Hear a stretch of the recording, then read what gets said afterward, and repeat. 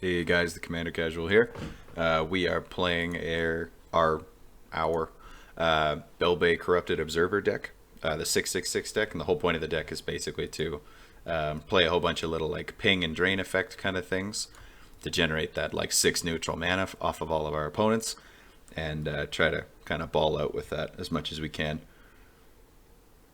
So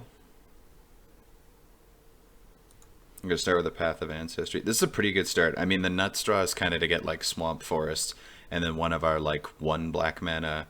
I want to call it like a dork, but it doesn't tap for mana. Like they're the ones that drain everybody when they like attack or do something like that.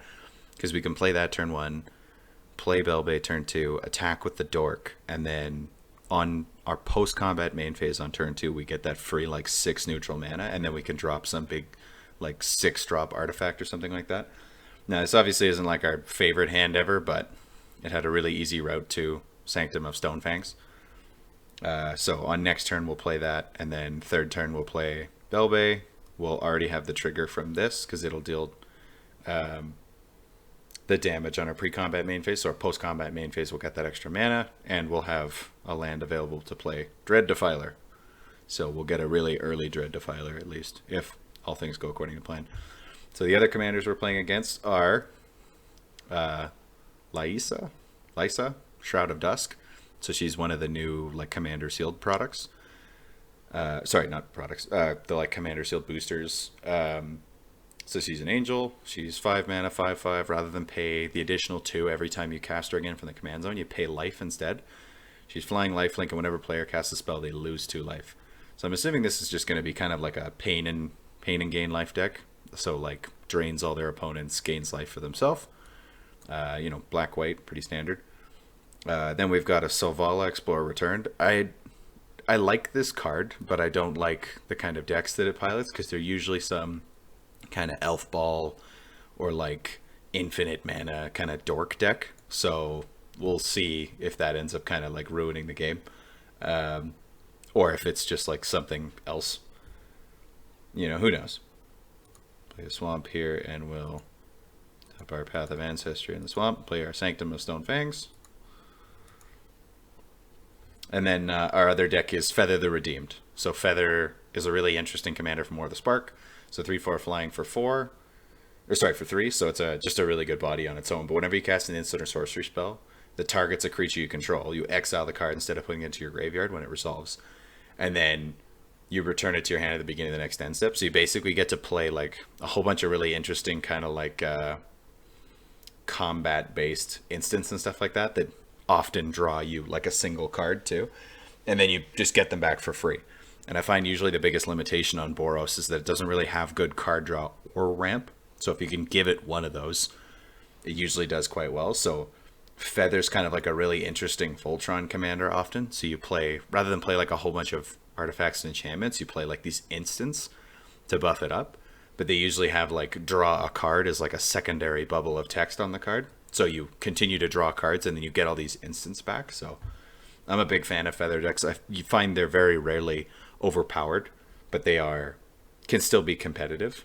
Like obviously not like full competitive EDH decks or anything like that, but they're still really fun to play against, I find. This guy played a Greater Oromancy, so creatures of his that are enchanted, and then other enchantments he controls all have Shroud. So maybe he's playing like a black-white. I mean, if he's playing like a pain and gain deck, I wouldn't be surprised if he plays a lot of enchantments too. And cards like Kambal, who's like another popular black-white pain and gain commander. The Selvala deck is already doing what I expected to, which is, playing dorks, especially like Devoted Druid, because you can kind of double tap it to take a counter on it and tap it again. So we'll see how that goes. Yep, Heliod the Sun Crowned. So this guy's following through with what we assume. This is only gonna, each opponent's only gonna lose 1, we're only gonna gain 1, which is fine. Because it happening at all is what gets Belbe going. So play Forest. I guess I should do this, because this will let me scry. because I'm playing my commander with Path of Ancestry, which is the whole point that's in there. I mean, like it's not a bad land, but I love to scry, and scrying's great. So, ooh, World Breaker. I think we'll keep that. I'm cool with keeping that. As long as it's not a land. That's the main thing. I don't want to scry it away and then draw another land. So this is already getting a little nuts.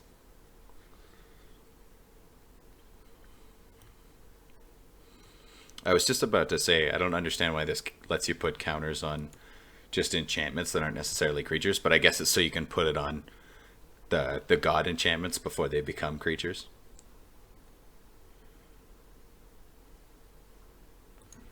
Now we're just going to go to our post-combat main phase. Belbe is going to trigger. We get a whole bunch of extra mana. And we're going to drop a Dread Defiler. Boom. So this isn't even like the nuts play, and we still got a Dread Defiler really early, which is awesome. No, I don't think there's any creatures in graveyards right now to exile or anything, but doesn't look like it. But that's okay. I thought I took Orin Reef out just for a regular forest, but apparently I didn't. I like this card in a lot of green decks, but in this deck, like, I would rather just... I put it in initially because I was like, yeah, why not?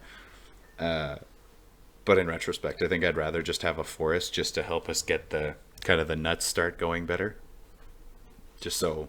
Because, like, if we have more basics, it's because it's only 2 color, we don't have to stress that much for mana. And Orin Reef's only giving us green anyway. So, I'd rather just have a forest so that we don't have to wait an extra turn if we have to play it, like, tapped on turn 2 or something like that. Because ideally we want Swamp, and then one of those 1-mana dorks, and then a green, and then a forest the next turn so we can play Belbe. But...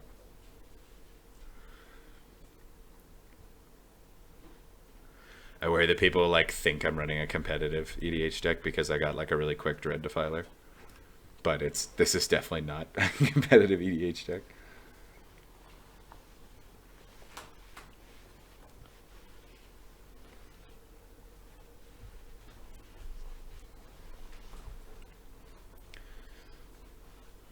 I don't know. Our strategy is kind of to slowly drain people, so this life gain deck might prove to be the biggest problem if this Selvala deck doesn't just go off first.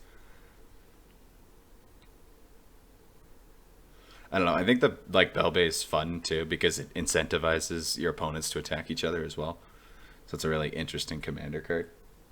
But I think a lot of the time that's probably not going to make much of a difference because they can probably just like throw a single creature or like a little bit of damage at the other opponents and then attack you if they really want to. I also think that some people might just not realize that Belbe gives them mana. Just because they don't pay that much attention to the card, but... So suit your priest for this guy.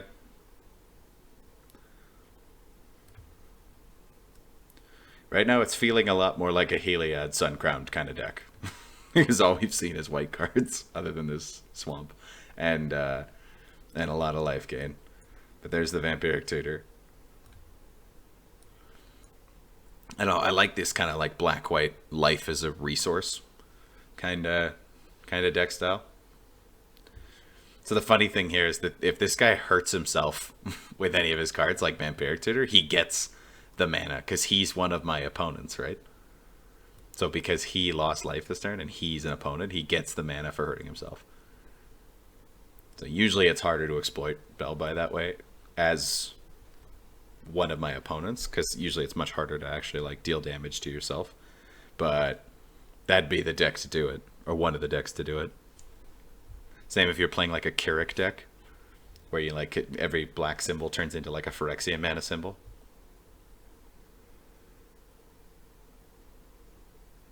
Yeah, I can. Sorry, I was just doing the mental math of Bantu's Monument and Worldbreaker.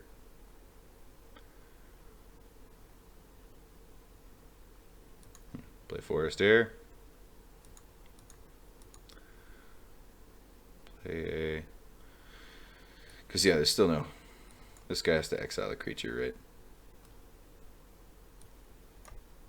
And, like, I'm about 100% confident there's no creatures, but I just want to double check because I'm usually pretty bad about that kind of stuff. Yeah, so we'll play Bantu's Monument. We already dealt the damage with Sanctum. So I guess we'll throw Dread Defiler at this life gain guy. Just to get in for some damage. He can't trade, but if he really wants to block, he can go for it. I mean, like, part of my instinct is to saying, like, go for this Selvala player, but I want to give him a shot to prove me wrong and see that it's not some gross elf ball deck. I mean, like, you can go for whatever strategy you want. And, like, I play a lot of different decks, including ones that I normally like, or at least strategies where I'm like, nah, I don't really like that very much. But the thing is, like, Commander's originally, like, it's supposed to be like a social format. So if you're playing a deck that revolves around you, like, only taking turns yourself, and like I find a lot of these decks do, where it's kind of an engine on its own, like, it gets pretty disappointing for everybody else. I don't want to be mean and exile a land, so I'm just going to get rid of this Oromancy, because it's also probably going to be important to get rid of.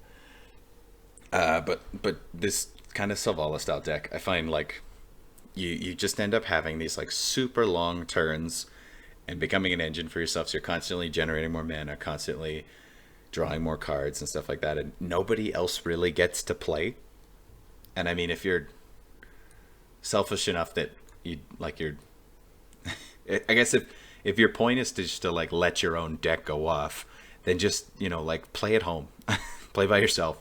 You know, like, just play out your, like, I test my paper decks, like, just with hands and the first few turns of play just to make sure they function. But, you know, like, if you're only going to be playing by yourself anyway, like, don't waste everybody else's time when they want to come in for, like, a fun and interactive multiplayer game, because that's the real value of Commander, is that every game you, like, see these new interactions and between cards, and, like, you get these kind of new social dynamics and like, threat assessments and stuff like that. So I think if you just come to the table with a deck that plays by itself, it's kind of like, what's the point?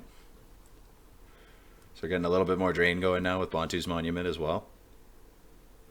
Our black creatures cost less, and then whenever we cast a creature at all, it's going to drain like Sanctum of Stonefangs does. We don't have any other shrines to go with Sanctum of Stonefangs. I might have to make a shrine deck, because I love the idea of all the shrines and, like, an upkeep based deck. But this guy's getting some pretty big dudes. Like, I know this isn't a bad card, but I always forget that Heliod Suncrown does, like, in a life gain deck, can do some serious work just by buffing creatures. Because it's so easy to have so many individual life gain triggers in life gain decks with, like, these little life gain dorks.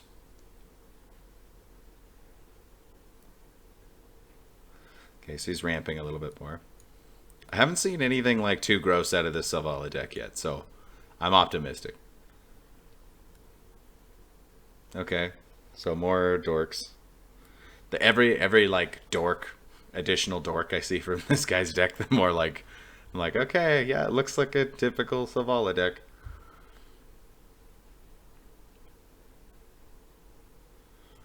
This guy's running the new Kaldheim land that turns creatures into legendary, or sorry, it turns a legendary into a god, and then it turns a god indestructible, which I think is really cool.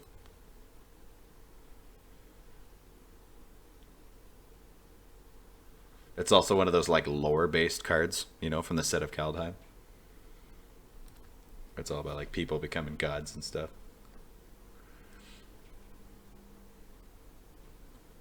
I don't know. I guess if, like, this guy goes off on, like, some major way, I'm going to be partly to blame, because, like, Belbe is probably going to contribute some mana towards that, and that might be the thing that changes it. But it doesn't really seem like these guys have gotten a chance to exploit this yet, like the extra mana they're getting from it. So that's good, because that's kind of what we want to be able to do, is use it more effectively and more efficiently than everybody else, so that it is actually an advantage for us and not just an advantage for everybody. Sweet. He's attacking the Selvala player. It seems like he's stuck on lands. Like I know we're still pretty early in the game, but I think he went first. He's probably attacking for the mana. Oh, no. So he didn't even use the mana. Yeah, he must be stuck on lands. That sucks. I don't know. Maybe he's just not accounting for the mana. Because what I would have done is attacked this guy with Suture Priest and then attacked Feather with Soul Warden. Because he's not going to block with Feather.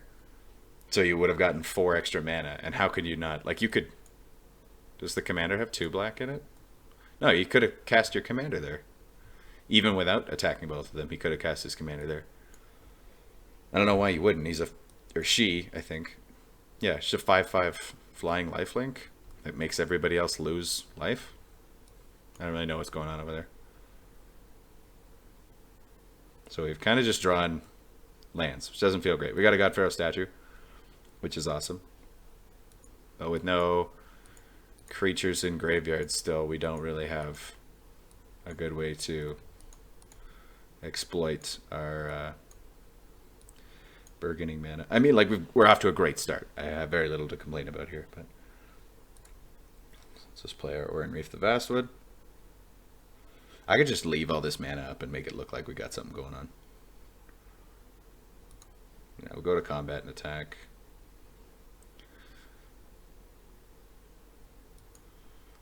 Attack this guy and the Savala player. Actually, I'll switch that. I'm not trying to be like overly mean towards the... I know it's only 1 point of damage difference, but I'm not trying to be overly mean to the Savala player just because I expect bad things. But, you know, there's some serious potential for a threat there. But this guy has more life and could also be a threat, so I'm just going to do that. We're going to play God Pharaoh statue. This is honestly like one of my favorite 6-drops to go along with Belbe. It kind of feels like this deck's like Belbe's made for this card, even though they have no relation lore-wise at all. But it just makes everything cost more. And then it drains people as well. It drains on the end step, so we can't use it to trigger Belbe on our turn, but...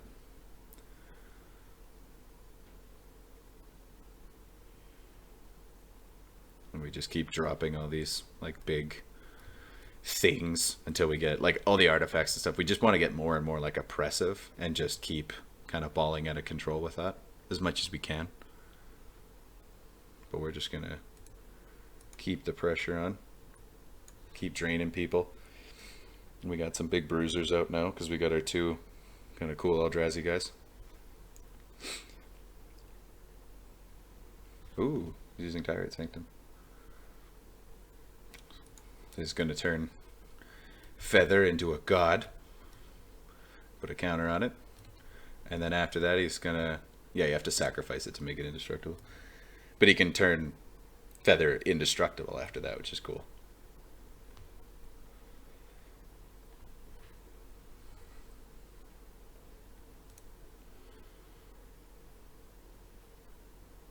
So I'm going to yield through this guy's turn. I'm leaving the mana up because I kind of want to make it look like I have something, but I don't actually want to like click through every single response because that's just going to slow the game down and be annoying. And I don't actually have anything, so I'll leave my mana up to make them think about it, but I'm not actually going to like fake them out. Played a Mox Amber.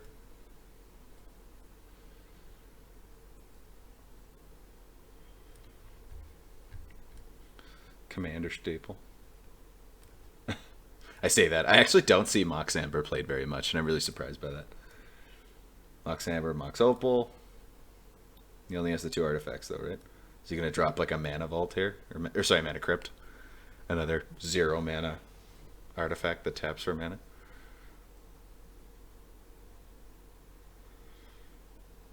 So we're starting to see the Savala stuff happening.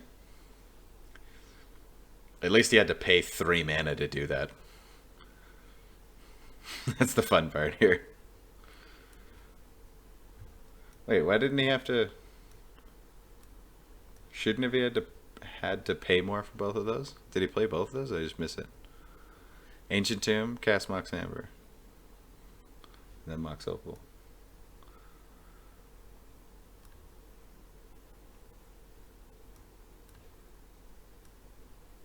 shouldn't he have had to pay an extra 2 mana to play the Mox Opal? That's weird.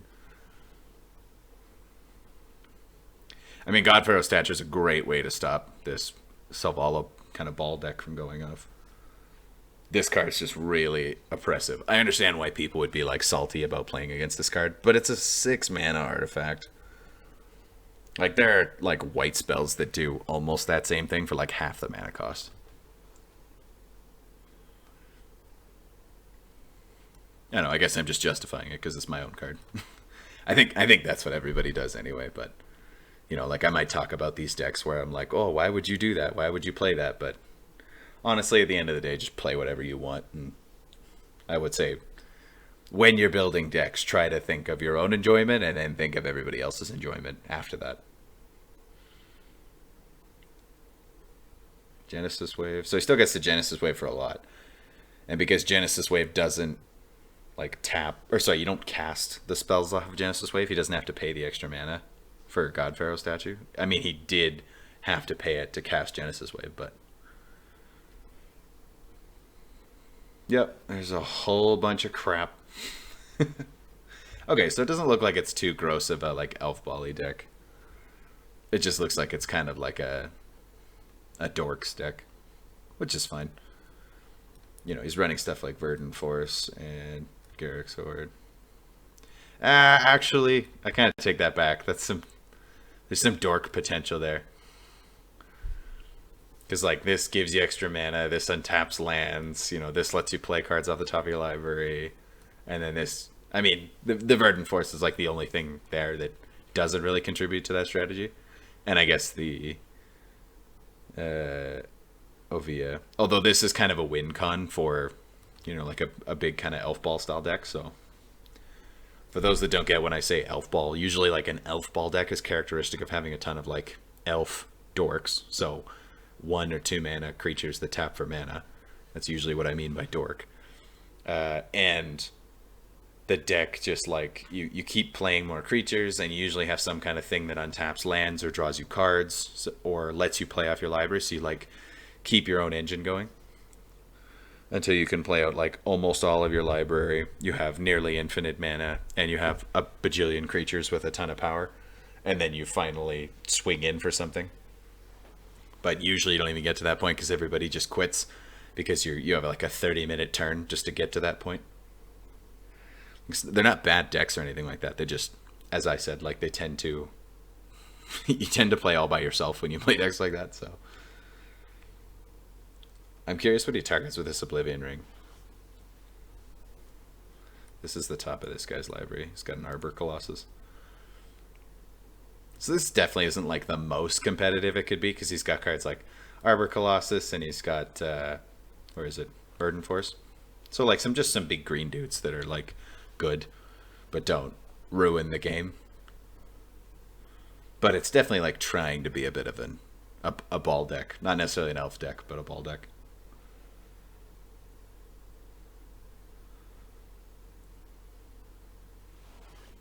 Oh, he exiled Suture Priest.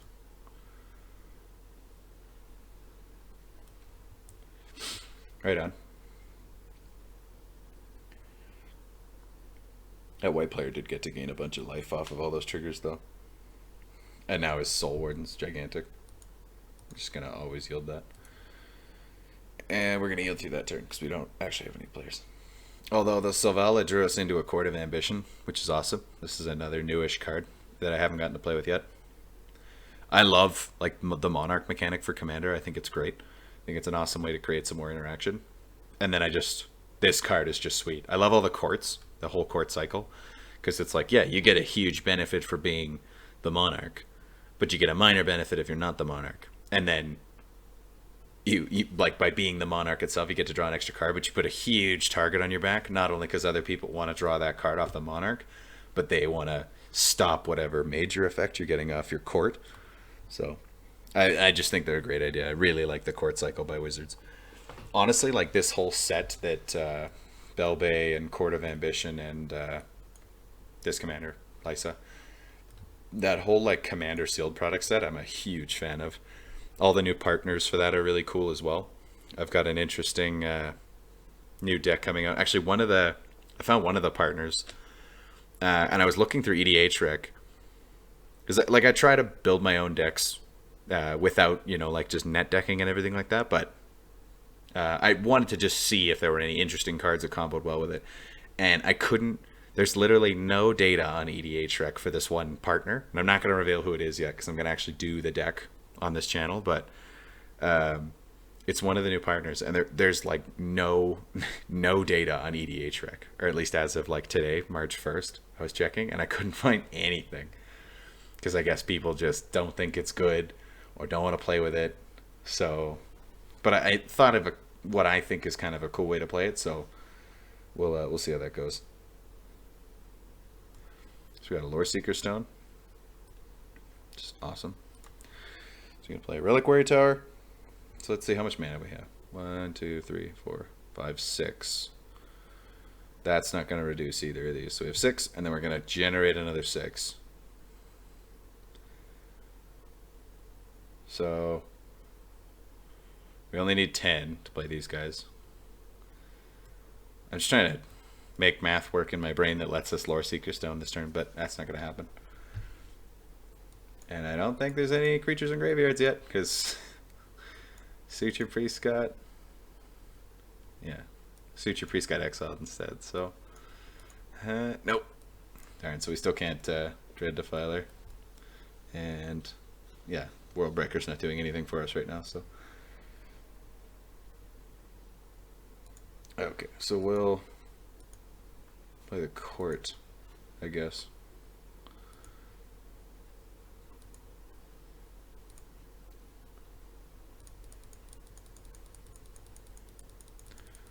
Maybe it doesn't really matter what step we play this on. We could swing on Feather. I don't really want to attack into this guy, because we'll just kind of lose that, because he's got 2 7/7s. So we have Become the Monarch, so we get an extra draw, which is sweet. Oh, we've already gotten the trigger off of Sanctum, so we'll get the mana for sure.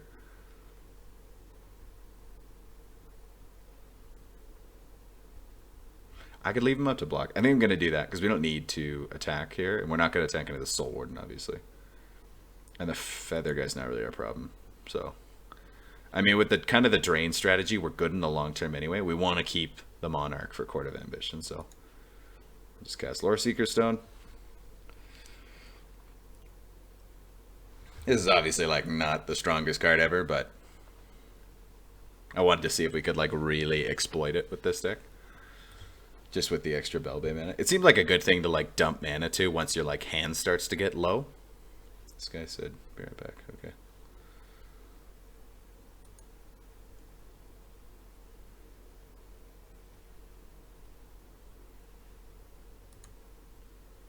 And we get to draw an extra card off of the Monarch trigger. Because we are the Monarch, we're the King. Or the Regent, or the... I'm going to say Queen, but I don't really mean it. I mean, however you identify gender-wise, you do think, but I identify as male, so that'd be King. Okay, so he's got an indestructible God Feather now. I love it. I really enjoy it like thematically, and that guy's not really like a threat for us, so I'm gonna yield through this turn.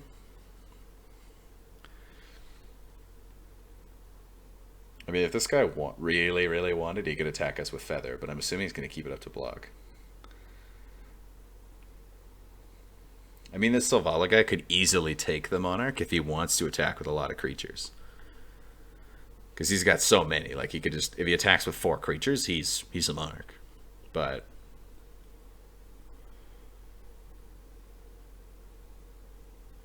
I mean, honestly, if he attacks with... The thing is just, like, we can soak one with Dread Defiler. Yeah, like, I mean, it's not hard for him to take the Monarch from us. And that's, you know, if he wants to do that, he can. Draws him an extra card, which works towards his goal, obviously. But he's going to have to leave himself somewhat exposed after that. And even if he gets the Monarch, he's still taking lots of damage. Like, I'm really not that stressed about this Selvala deck, because he's not gaining a lot of life. Like, Selvala gains you life, but Not a lot. Like this guy's doing a lot better job of mitigating the damage, but things are starting to pile up. Because right now we've got essentially like two damage every turn, and then it's either +3 if we're or if we're not the monarch, or +6 if we are the monarch. So just gonna keep draining him out. I mean, this guy just played a monastery mentor. Oh, this isn't the one that gives lifelink. Sweet. So just gonna start making some dorks, which is fine. That's so funny with Ancient Tomb too. Ancient Tomb triggers Belbe for him because he deals damage to himself. I guess Mana Crypt would do that too. So Belbe might be like a really poor choice against like the more competitively aimed players because they're more likely gonna run Ancient Tomb and Mana Crypt and Mana Vault and stuff like that. And those all like a lot of the more competitive cards basically like you trade off life for like increased mana or card effect. So if and like that it's usually it's like they give off their own life just for extra mana or faster mana, and so if I do that I'm just going to be giving them even faster mana with Belbe because they're triggering the damage on themselves anyway. So but we'll have to see how that goes forward in the future.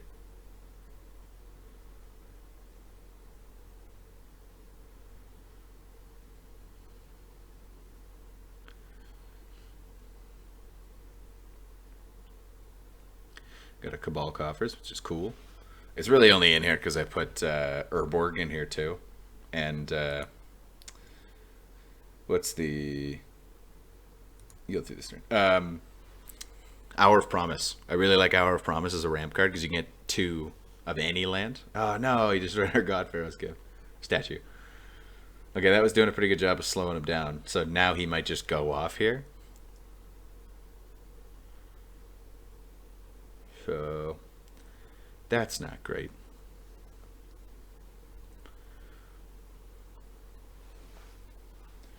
He's got a Sun Titan on his library. Because the Godpharaoh statues was like seriously slowing him down because he had to pay so much more for everything. I mean, it was really slowing everybody down, but... Or maybe that's why this guy couldn't cast his commander before. Did we have Godpharaoh statue out when I was doing the math on him casting his commander? I don't think so, but... We might have. Man, if I did, I bet everybody was just screaming at their screens while watching that.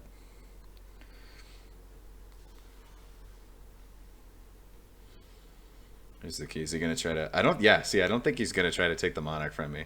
Because these decks, like, they're... Unfortunately, like, they're so uninteractive. Like, the only, like, real interaction he did was just destroy my Godpharaoh statue. And that's just because it's slowing him down. That's the only reason. It's just because it makes... his stuff costs more mana.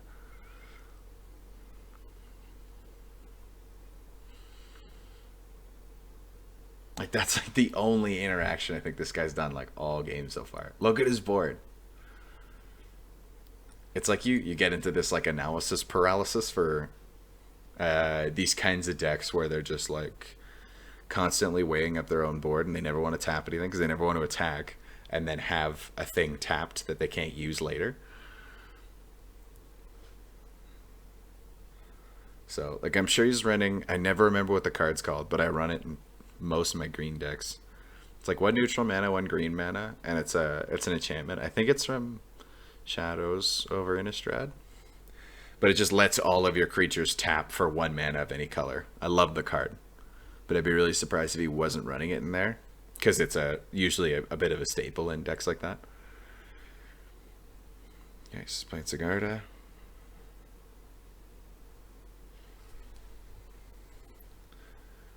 This is still a good Sigarda, but I like the first one better. From the first Innistrad set.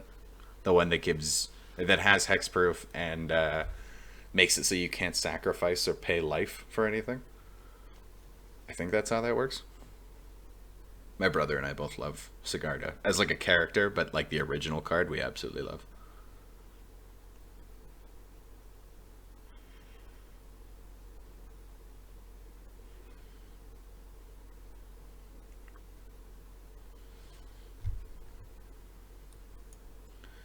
Still no creatures in the graveyard. Still no things I can dread defiler. I mean, this guy's making Lore Seeker Stone cost more too. because it keeps making us draw cards with Zavala. I mean, it's drawing us cards, so I can hardly complain, but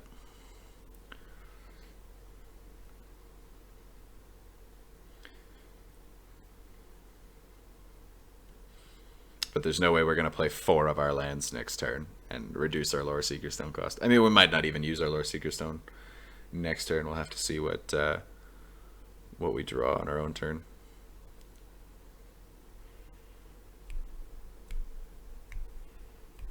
Nice thing is we can just kind of wait until our second main, and then if we don't really have anything, we'll obviously dump all our mana into Lore Seeker Stone to draw some cards, and then hopefully we'll have some left over to do something with. We got Heliod, and his Soul Warden is just getting gigantic. This guy like hasn't done anything but gain life and make a huge Soul Warden. Like, he must just be drawing dead. But he's not discarding anything. Like, what's happening?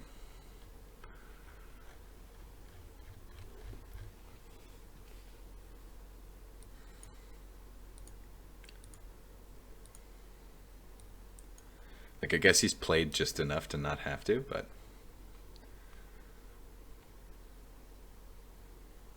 Or maybe, like, mulliganed way down at the start. I wasn't really paying attention. Usually I'm just getting everything set up for the game, well, like my my recording software and everything. But I don't really pay attention to everybody else's mulligans.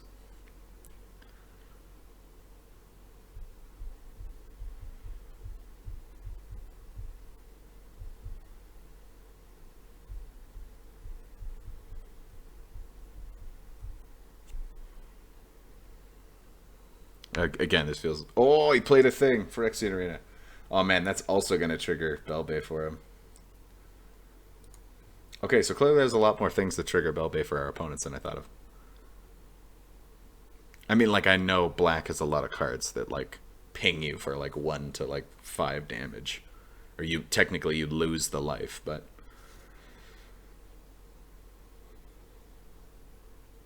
But it seems like all of our opponents are doing it. I guess the green-white deck isn't really, but...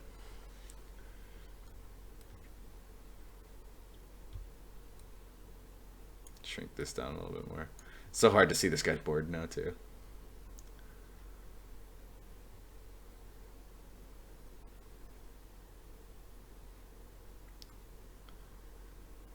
He's got a Mere Battle Sphere.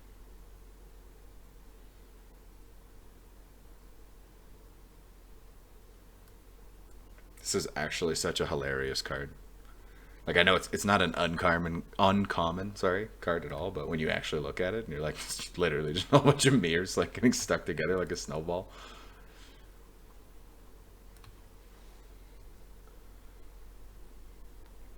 Okay, so this guy does his thing, he gains some more life, does some crap, this guy gets another Sapperling. Like, I guess he's just looking for like an overrun, or like a Crater Hoof effect. Or the Monarchs, these guys will take a big hit.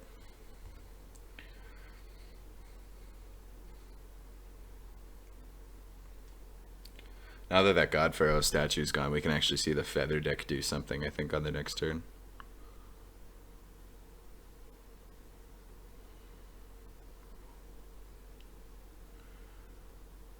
Just waiting on this Wellsford Ranger guy.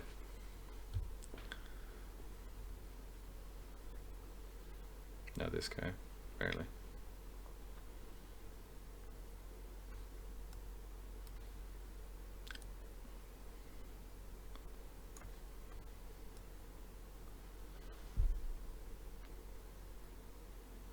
Oh, it's unless they discard 2 cards. I didn't even read this all the way.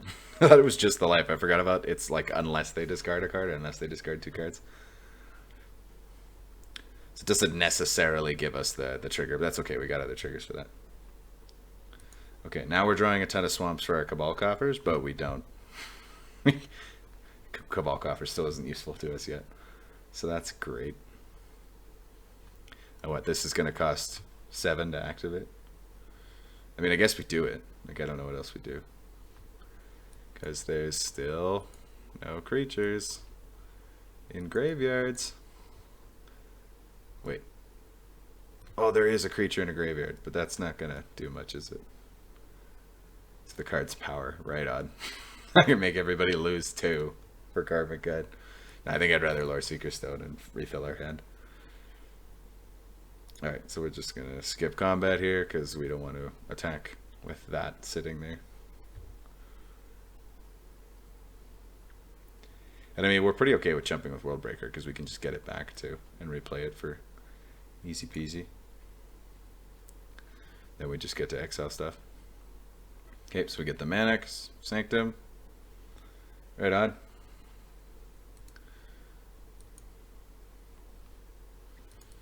Yeah, so we'll pay all that plus that. Draw 3 cards.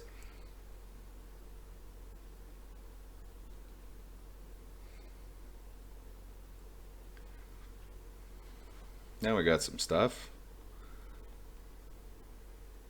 We can play the Bane of Balaget because our creatures cost less. And then we can like all his dust next turn. So we only have 6 mana, right? Yeah. Might as well.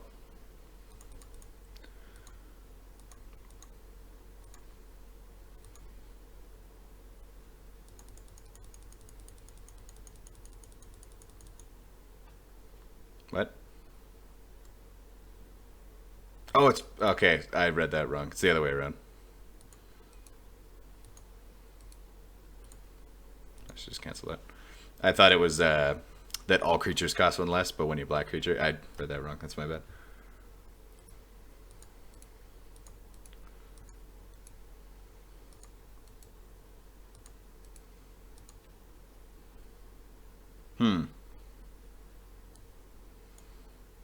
I mean, I guess we might as well exile the Karmic Guide. I mean, it's a huge combo piece, so it's worth doing anyway. What did this guy discard? And I don't think this guy discarded anything of note. No. He's just got the life, so he'll just take the damage. Oh, I don't have the neutral mana, though. Ah. I'm just useless at this. Sorry, guys. Poor place.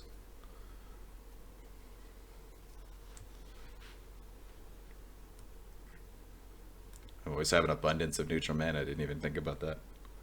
Should have kept that Reliquary Tower up. Whatever, now it looks like we're just holding stuff up. Emerald Shield. Yeah, so this is the kind of interesting stuff you see with the Feather deck. So he can give something indestructible, and he can convoke it too. So he can essentially pay this for free if he wants, if he has at least 2 creatures. And then with Feather out, he just gets it back for free every time. So you can basically like always make Feather indestructible if he's got the mana, or if he can just has the creatures to convoke for it. Got a Murderous Cut. We can actually cast that, so maybe we won't yield to this turn.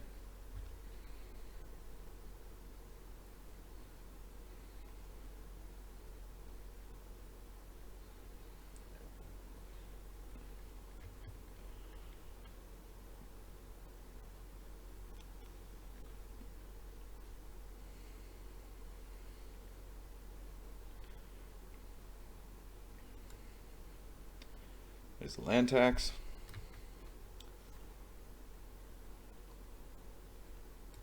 This card is pretty sweet in anything that plays like, you know, mostly non-creatures. It's mostly sweet because like the dudes you make have prowess, like the individual monk tokens have prowess. So not only does he like build you a little army, but your army gets bigger too.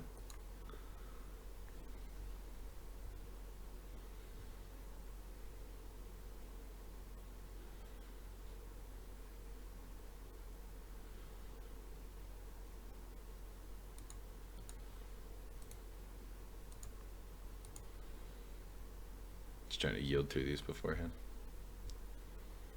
Okay, apparently not.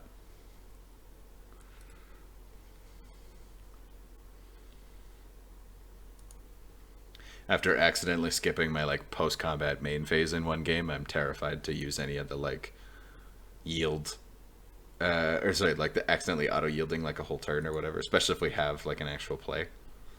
So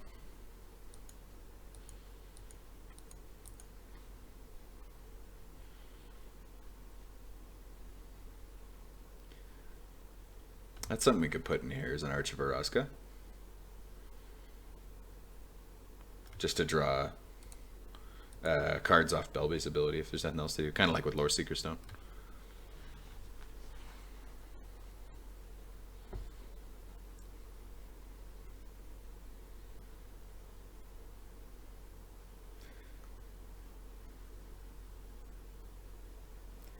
In like 2 turns, we'll actually get some value off of our Cabal coffers. That's pretty cool.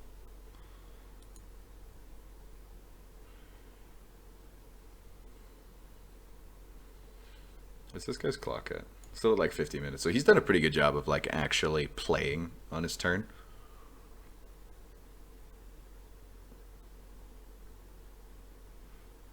Why is he attacking us with the monk? Does this guy have reach? Heck yeah. I was like, I'm pretty sure he does. Yeah, go attack that guy. Although, did this guy end up playing that Arbor Colossus? Does he have anything with reach? I'm not sure he does. Oh, he's got the Sigarda. Oh, and he does have the Arbor Colossus, okay.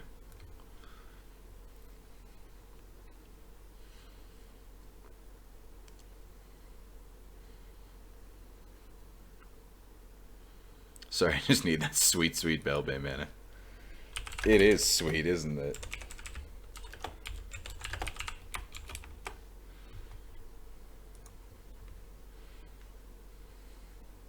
I mean, he already ancient tuned himself, so he's going to get at least 4. Yeah. See, at least somebody's like play into it. That's fun.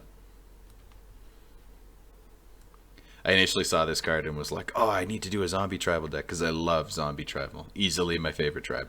But the issue with that is like most zombie cards tend to be like really heavy on black mana symbols. Like I'm sure you could still make like a good Golgari like zombie deck with Belbe.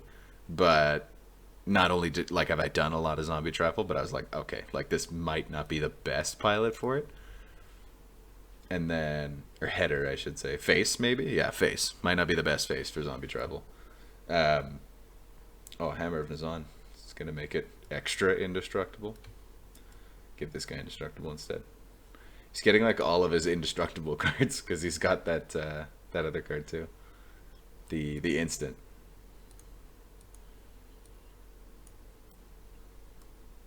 I could destroy this, but I don't want to because I want him to be more of a threat.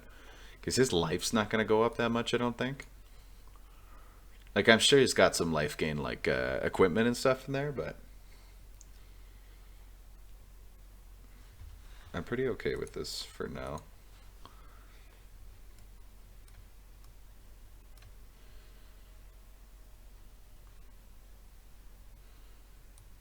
I just don't get how this guy hasn't, like, done anything yet.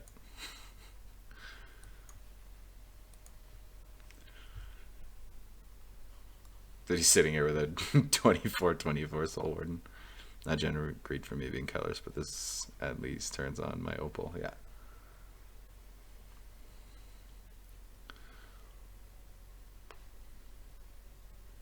I mean, Wells is just sitting here with like a decent life total and a huge Soul Warden, so.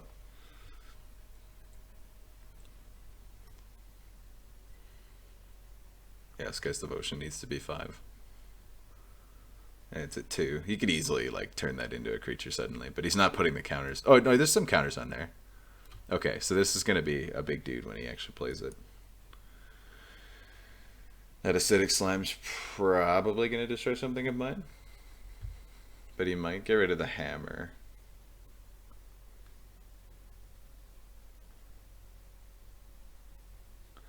No, my sanctum. How dare you?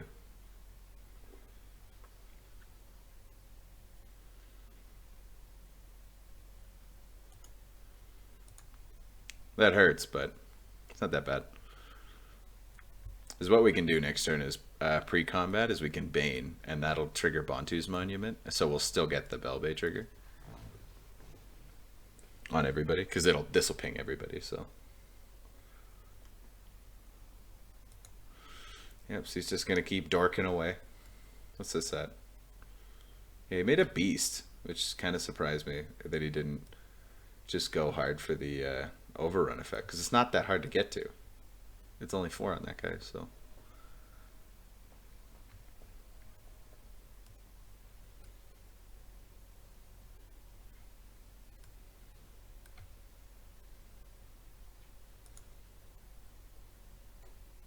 And I'll be like, tries to just barely get the monarch from me. I'll destroy whatever creature would get through.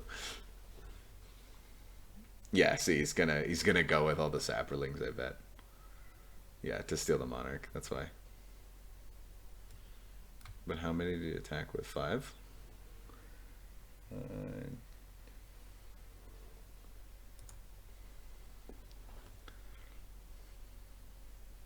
Oh, we got our promise, so we can get our Urborg.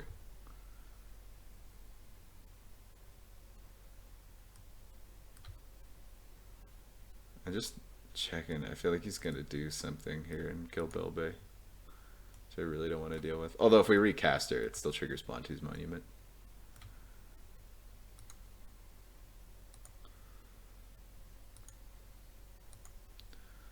Yeah, I think he attacked with 5, so we can't. Yeah, there's more in there, at least 2 more. So that's fine. We'll take some of his saprolings out.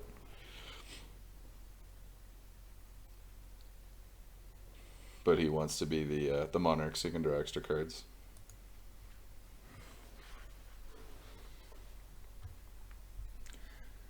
On this guy's end step, I might destroy the Soul Warden just to get it out of here. Yep, you're the monarch. Be funny if, like, with the multiple triggers, it like cloned it, became the monarch twice.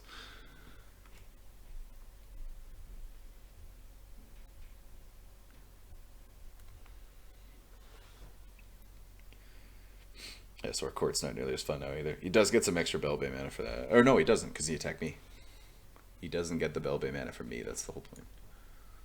This is the top of this guy's library. I know his board is probably really hard to see here. But Garrick's Horde, Burden Force. Yeah, and now he's finally gonna Ovia and start rolling out his wing con now that he has a billion creatures and has gotten through half his library.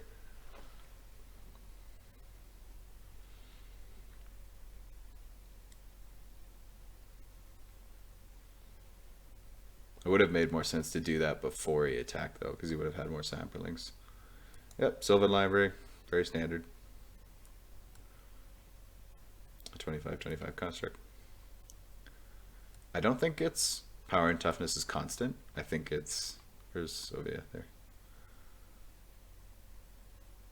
And, like, I think he comes in at whatever the thing is, but yeah, and now he's going to overrun next turn. But he's going to be a little sad when we always dust next turn, because it's a sacrifice effect. So, yeah, I know you took my monarch. It's fine. Whatever. Just do this now.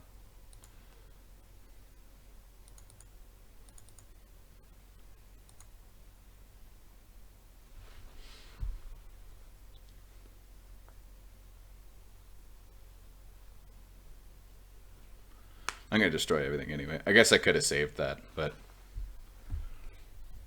I don't know if he's actually going to go off or something, so. Is he giving it indestructible?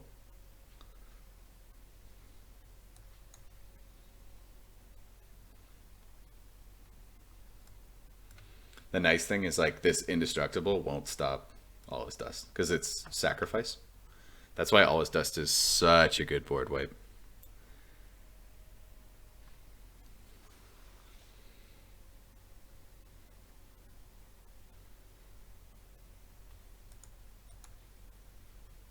I mean, we can just yield through this turn now.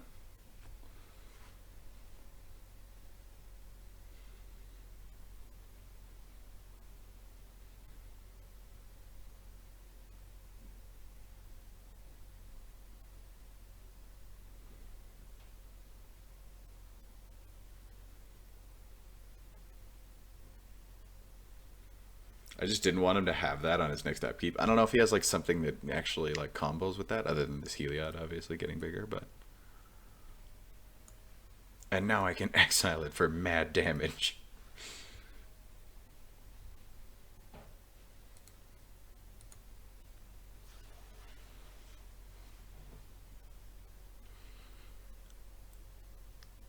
So this guy, when he sacrifices everything, he's going to be left with a soul ring. This guy's going to get his Suture Priest back. He's going to keep his Mirror Battlesphere and his little mirror dudes. But he's going to lose like everything else except, oh, this big construct. That's a little unfortunate. And then this guy's going to lose pretty much everything, including his indestructible God Feather. But he's not going to lose these guys, and he's not going to lose his hammer. That's fine. I mean, like, there's no reason for us not to. We just lose the court.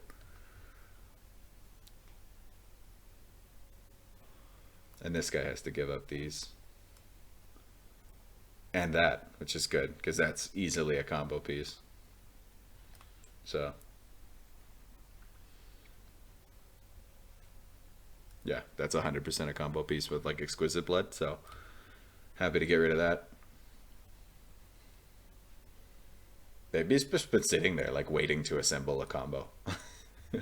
Who knows? Just doesn't want to turn into a threat, so he's not.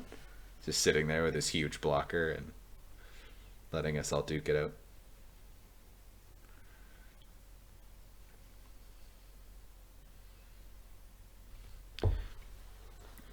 So I'm curious if it's more worth it to, like, Hour of Promise first to get our Urborg. Play Cabal Coffers.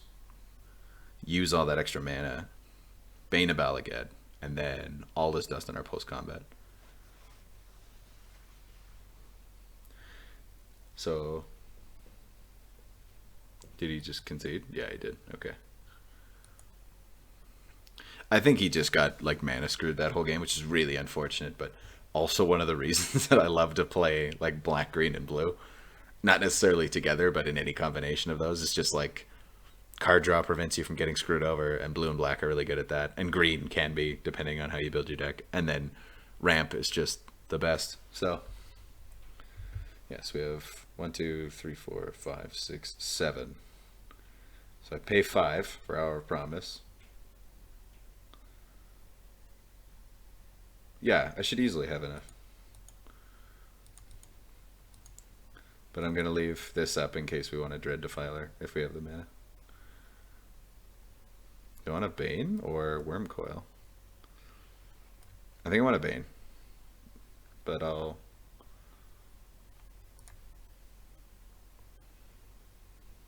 go get Cabal Coffers first.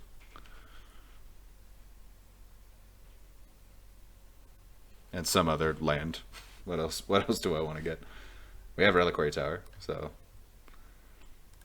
The nice thing is, like, we'll be able to draw lots of extra cards now.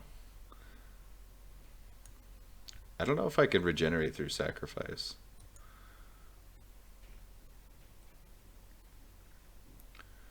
I could get Temple of the False God just to absolutely ball out on mana. I think I will. So these guys enter tapped, which normally would be not great, but we don't need to tap our Borg because it makes everything a swamp already.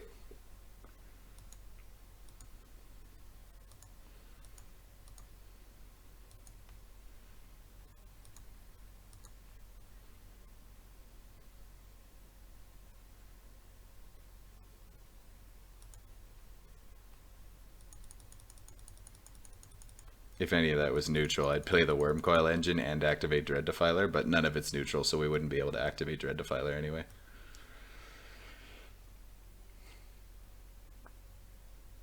Oh, we're not going to have as much mana now. Oh, crap, because there's less people. Oh, no. Yikes.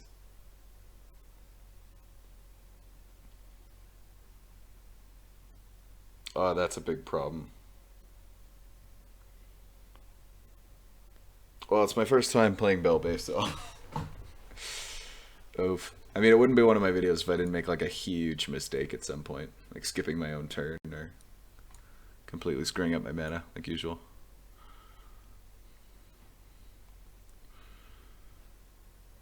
So we're only gonna get 4 mana now.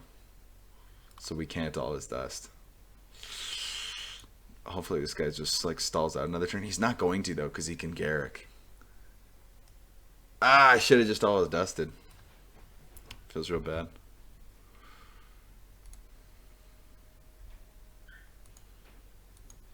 That's pretty rough.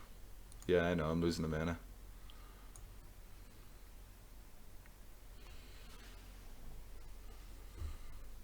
We look like Eldrazi tribal, but we're not. Yeah, nope, not attacking. Just sitting here.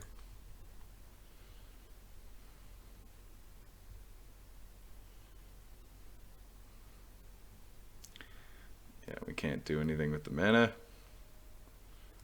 Well, I mean, we can exile Karmic Guide. We'll do that.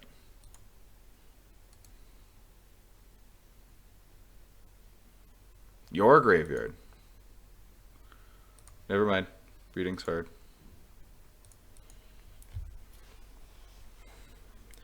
Oof. Well, maybe this guy just stalls out. We can dream. I really doubt it, but...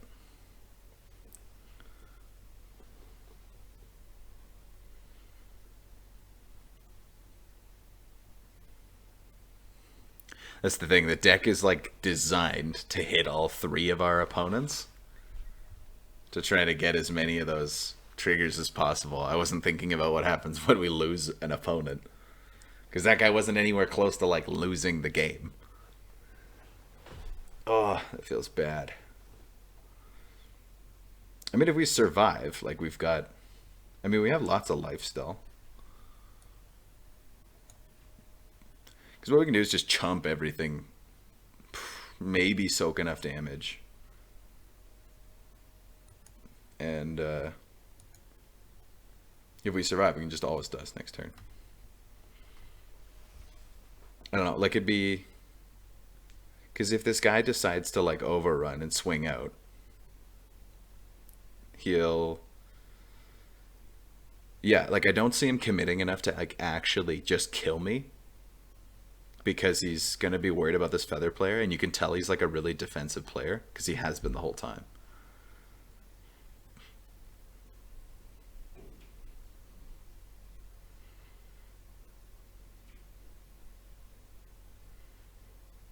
Yeah, so next turn we'll, if we get there, which I'm sure we will, we'll all is dust. We'll recast Belbe. Recasting her will trigger Bantu's Monument. We'll get another kick of mana from that, and we'll play our Wormcoil Engine. And if we have enough mana after that, we can, I don't know, crack Bladed Woodland for some ramp, or Lore Seeker Stone for more cards. We'll still have like a lot of cards in hand, I think. Well, at least 3, so. Actually, probably 4, because we'll draw a card on our turn too.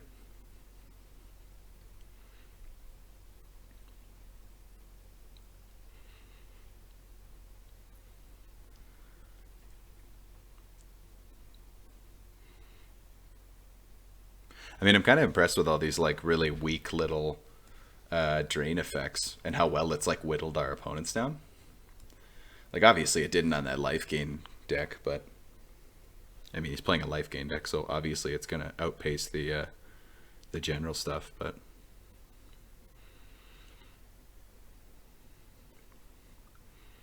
because if we Olive's Dust and then whack this guy with the Savala player, if we whack him with like Bane of Balagad, he's gonna have to what, exile 2 permanents? Yeah. And he'll have so little left at that point. Like sure, he might chump, or he might kill Bane of Balagad with his construct, but then we can just exile Bane of Balagad for extra damage too against him. So, and like Worldbreaker, we have so much mana now that like Worldbreaker we can just keep recurring and you keep recasting if we want to.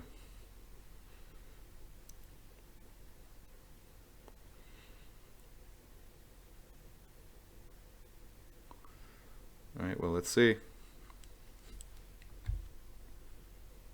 Yeah, I was worried about this. I figured he might go like full salvo on me.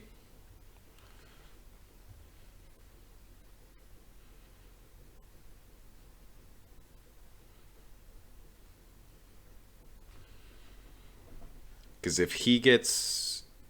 Well, he must be board wiping.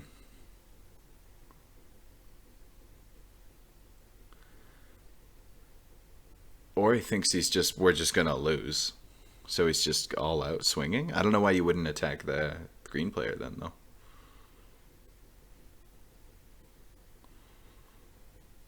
I don't know, like he doesn't gain any extra mana from attacking me, so...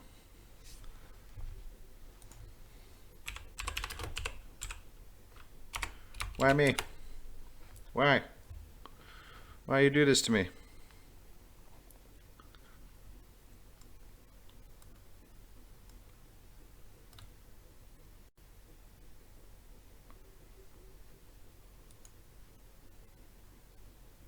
I mean, like, you can do some crap, but...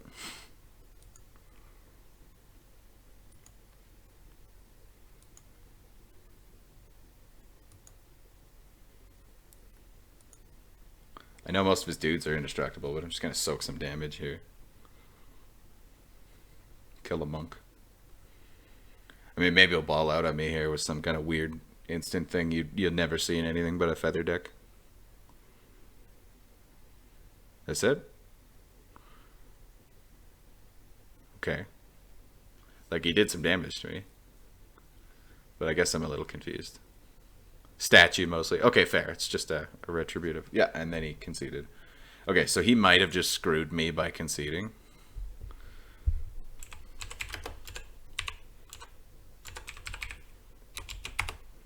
Like, it's not over till it's over.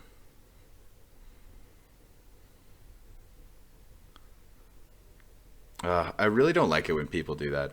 When they, like, swing out and then concede. Because it, like... You've sealed the game for a player now.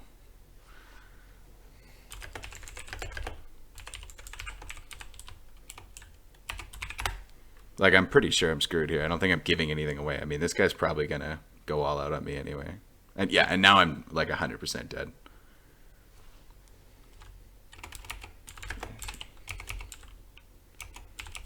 You didn't do that. You might still live. But now, we definitely won't.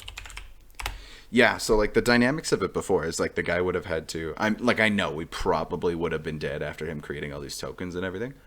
But the guy would have had to split the damage, and he's already a cautious player. And... like, we both have boards of, like, I've got more, like, tall creatures, and he's a little bit more wide, but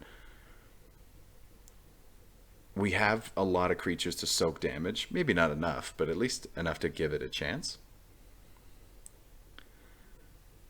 But now, because he's brought my life total down and then just entirely conceded, there's no way I can possibly survive. I mean, I definitely made the mistake of not always dusting last turn. But... yeah, that's pretty disappointing. Like, we probably would have been dead anyway, but I don't like when people just like spite out like that. Like, it's I mean, I guess it's something you might see in paper too, but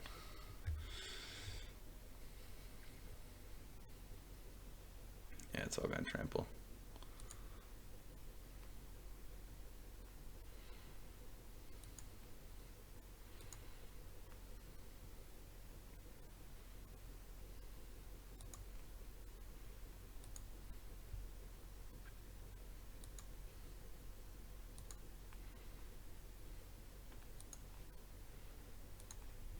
There, I blocked.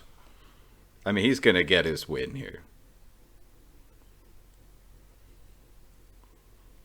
That's a very large board he has there, but and there's also like a very distinct amount of, or distinct lack of like board wipes and removal this game, which I guess is on all of us. But yeah, I'm at negative 141. Yeah, so probably couldn't have survived anyway. But give the point to this guy or whatever, because he just stuck with it, even though he had such a rough time. Well, I mean, he eventually conceded, but I get it. Anyway, thanks for watching, guys.